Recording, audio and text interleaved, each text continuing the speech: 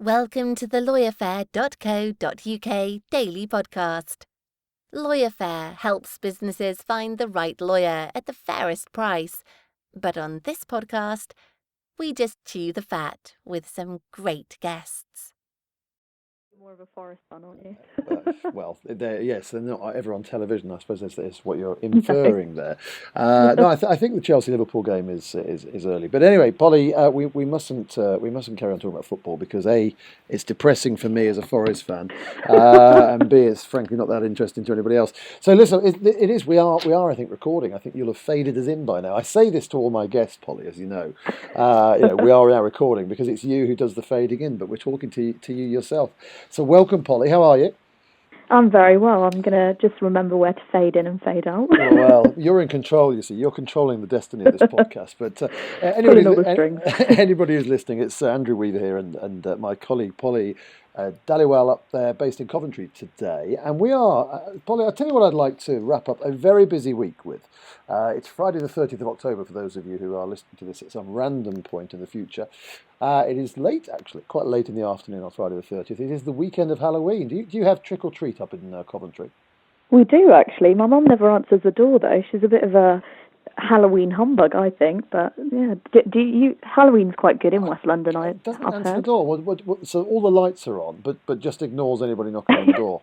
all the lights are on, but no one's home. Yeah. Well, I've heard that said of many people before. But that's a route. I'm going to have a word with your mum when I come up to Coventry. I'm almost tempted to come up tomorrow night and knock on the door and do a bit of a trick and treat on your mum. And see what happens. Yeah. See, that's real. I can't believe anybody wouldn't open the door. Well, we have a bunch of kids who scare us witless, obviously, and we kind of hurl mini Mars bars through the letterbox, so we don't actually have to face them. But no, we have a rather jovial trick or treat where we are in West London. But that's not the purpose for this conversation. The topic, Polly, that I'd like to run this podcast on is inspiring entrepreneurs. Lovely. I like the sound of this. Pretty good. I tell you, because as you know, I'm a relatively late entrant to the world of entrepreneurialism, if that's a correct word. And I have to say, I don't think I've met a group of people that I've liked more as a kind of body of people. I mean, obviously, it's pretty tough to beat lawyers as a collective force for good. I understand that, but entrepreneurs come in pretty quickly. And the reason that I'm kind of raising this issue is that LawyerFair today has made it through to the final of the pitch. I know, I can't believe it. I'm very excited. The 12th of November it's being held, the final 30. It is the 12th of November. It's in Bristol. To those of you who are not familiar with the pitch, it is clearly the world's leading small business competition. And we attended what they call a boot camp a week or two ago, and I kind of mixed it with boot camp. There are 100 businesses essentially who make the boot camp. 50 attend a session in Manchester and 50 in London, and they've kind of qualified from various applications. I'm not sure how many they get actually, but anyway, we made it to London. So I'm in there mixing it with 49 other entrepreneurs, and I have to say, and businesses, and I have to say, just a bunch of brilliant people. I frankly love anybody who's got the energy and the vision and the motivation to just go and launch a business. And, you know, some ideas I get, some I don't. Some you see on Dragon's Den, you think, why has that person never started? But actually, fundamentally, I like the fact that they've done it. Do you know what I mean? Yeah, definitely. Yeah, as you're saying, the pitch is obviously a great event, and by the sound of it, it sounded like a great day as well. But also, whenever you go to different events and you meet all these aspiring entrepreneurs, it's, as you say, they have to be a welcoming bunch anyway. It's part of the kind of the job title, really, to introduce yourself to as many people as possible and get your product out there. So, no, I agree with you. They are a fun bunch to be around. You're we're in the right circle. Well, you're spot on. Well, you of course frequent Silicon Drinkabout far more often than I do. So you kind of mix it. You mix it with those that do generally go out more than I perhaps do. But I mean, I just think it's these people have made a choice. Really, they've decided, as we have, of course, to go and launch their own business, and it's a tough path. And it's not all glamorous. It's not all a circuit of champagne, lobster, and the Hoxton Square bar. It is pretty tough. Which event have you been to and got that? Well, the one I didn't invite you to, Polly, so I could get Okay. double That's how it is LawyerFair now. double LawyerFair portions at that event. No, listen, I tip my hat off. I tip my hat off to anybody who goes out and launches a business. It's a tough process, but I particularly tip my hat off to my colleagues and friends that I met at the pitch. 29 of whom we are now, of course, competing against on November the 12th. So that's in Bristol, and Ewan and his team down in Bristol who organised the pitch are really fantastic, and it's an event I very much enjoyed the other week, and we are going down. I think we're going down mob-handed, are we not, Polly, on the 12th? Yes, we are. So anybody who's interested, there are. I mean, it's a really fantastic day. There's a huge array of different things going on, and some seriously pucker organisations that sponsor it. And I think the panel, the judges panel, is. I mean, I think Luke from Crowdcube is there. There's a couple of other pretty well-known, prominent entrepreneurs on the panel. So it really is a top day. And if you are in the Bristol area or even further afield, it's certainly an event worth thinking about attending. And you're also going to see me on stage, probably increasing the average age of those by some margin who are in the final, giving it a good crack. So I'm looking forward to that.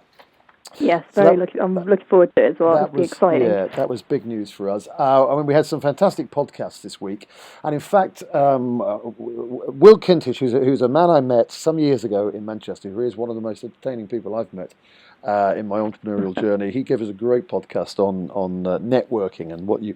And in fact, the best tip he gave me within that networking podcast was how you can dump people at an event. And I have to say, I've never quite grasped. Well, I kind of eventually work out how to do it, but it sometimes takes me a few rather kind of tortuous minutes to grasp the nettle of those. You know the one I mean, Polly. I'm not being rude. I know exactly what. It's always, as you said, it's always those awkward moments within a networking event when you need to ditch someone and move on. But we can't name names on this podcast. But you know the person that you're talking to them, and their eyes are they're either completely glazed over, which I kind of more understand. If what I'm saying is completely boring, I get that. But it's the guy that's kind of looking for everybody else's eyes at the same time as talking to you. That's the kind of guy that Will Kintich very kindly advised me on how to dump. So that's one of the podcasts we had this week. And actually, the reason for raising that is we've got a couple of guests coming up next week who were fellow pitch entrepreneurs. So we've got on Monday Johnny Bottomley from Whip. Now Whip, before anybody gets excited, is nothing to do with subterranean clubs underneath Southwark Arches. Whip is actually a platform that is called. Well, it's basically about giving people the opportunity to and access to information about Parliament. They call it Parliament in Your Hands. It's a really interesting site, and it enables you to vote and not vote, obviously, in Parliament. You have to get that sounds great. You have to get voted in by that. Yeah, it's a website that immediately makes you an MP. No, it just gives people access to trying to inform people and give people a voice, really, in terms of how Parliament operates and the laws that it passes. And that is the Whip site. And we're also next week chatting to David Hellard, who is the founder of ziprooms.com, ZIP rooms.com, which is a marketplace essentially for filling up vacant meeting spaces. And David was magnificent at the pitch, I have to say. If I'm eyeing a primary, one of my main competitors, then David would be it, if only for his very entertaining pitch. He then raced off from the pitch event the other week to the Mass Challenge event, at which he won no less than £25,000. Oh, wow, that's amazing. Amazing, yes. I did say to him the following day, I think he needs to buy a lottery ticket that week, because it really was a magnificent week for him. But but David is joining us on Tuesday, I believe, for a podcast. So we've got some great guests lined up. But just on this theme, Polly, of inspiring entrepreneurs, of which I seem to meet many. Guy Blaskey, who did a podcast with us some weeks ago, actually, the founder of Pooch and Mutt, he did a fantastic talk that I went to this week, which was, I think, again, another thing that I love about this job, frankly, is you go along and you listen to guys that are either making it or have made it or on their way, and there's always a nugget in there somewhere. And I know you feel the same as well about the many events that you get to. Yeah. And I think you've got to kind of, and sometimes actually I find we're so busy, sometimes you really just need to sit down and reflect and think about it. And I remember Guy said many things of some wisdom, but the one he mentioned, which I'm still grappling with, was he's a big runner, Guy. And he's a great believer, as are many entrepreneurs. And the healthier you are, the better chance you've got of being successful, frankly. And he had one very good statement, Guy, the other day. He said, run outside. So basically not in a gym or on a treadmill. Clears your head, allows you to think about things. And his view was that if you do that, you will definitely improve your bottom line. Okay, so that was it. It was great. So the trouble is I hate running, as you can see by my adequate girth. So I'm grappling with this piece of advice from Guy, and whether I'm actually going to go for it. And I think I am. I think if you are you going to do it? Are you going to take the leap of faith and start running? I think if you're frequenting the lanes and byways of West Ealing over the next week or two, you could well be seeing a rather out of breath, rotund entrepreneur trying desperately to follow the inspiring words of Guy Baskey. But there we go. So listen, I've rambled on here a bit. The final inspiring entrepreneur that I'm going to mention in this little wrap-up of inspiring entrepreneurs is a chap called Duane Jackson. And Duane, again, I'm very much hoping to get on as a podcast guest. So if he has managed to get to minute 11 of this basically kind of personal monologue. Duane's got a great backstory. I mean, if anybody Googles Duane Jackson cash flow, you'll get everything you need to find out about Duane's story. It's fantastic. And he was the founder of Cashflow, which he sold in 2013. And he's written a great article, actually, and we'll put a link to this at the bottom of the podcast.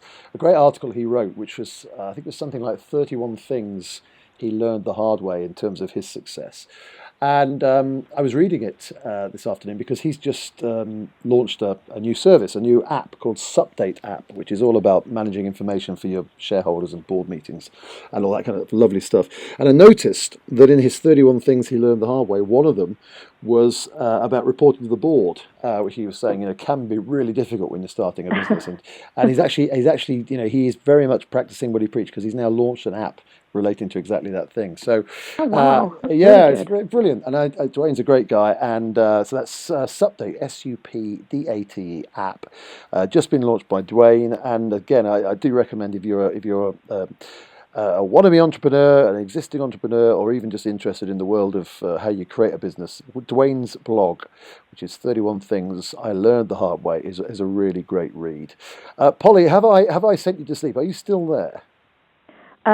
Yeah, no, I'm still here. I was reading this on the BBC. This is quite an old story about, obviously, Duane Jackson, but re-looking at his article, it's such as you say, he is an inspiring entrepreneur, and the things that he's done, he would be a great podcast guest, so let's try and get him on. Well, I'm going to send him chocolates and flowers, whatever he requires to get on board. I will try and get Duane on. But yeah, I mean, if you do, to cut a very long story short, Duane got into trouble with law enforcement officers in the US, and from that rather difficult start to his career, he then started this company and made a great success of it. So, and I think he's written a book about it as well. So, really interesting guy, and well, good luck to him. So, Polly, what a week it's been. I feel pretty exhausted, frankly. I know you shouldn't really say this on a podcast, but I think I'm ready to wrap up. What are you? Well, it's Halloween, of course. You and your mother will be ignoring the neighbours. I'm actually in Liverpool tomorrow. I've got a Halloween party up in Liverpool. Thanks for listening to the LawyerFair.co.uk daily podcast. If you'd like to listen to more, why not subscribe and download each episode via iTunes, or visit us on the LawyerFair.co.uk website.